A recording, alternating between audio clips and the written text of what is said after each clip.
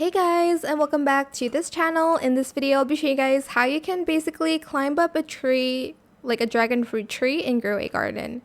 So sadly, you cannot actually climb the tree for some reasons, and they made mine super tall, which is very annoying, and the fruits are so small too. So why are they making the tree so tall? Like, that is annoying. So the only solution to that is to plant either a bamboo tree next to it and pray that it's tall enough.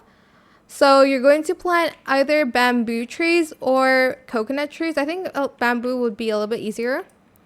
Just plant really tall trees next to it that you can climb on. For instance, I have this one next to it. So sometimes it's still in reach, sometimes it's not.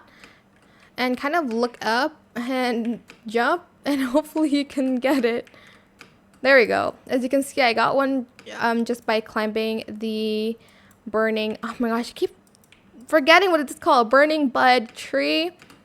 So yeah, like for instance, that one too, I think I can't reach that though because it's not close enough, but just plant trees that are close enough to get this. This is a little bit annoying. You can also climb on the leaves, but you cannot climb on the trunk itself.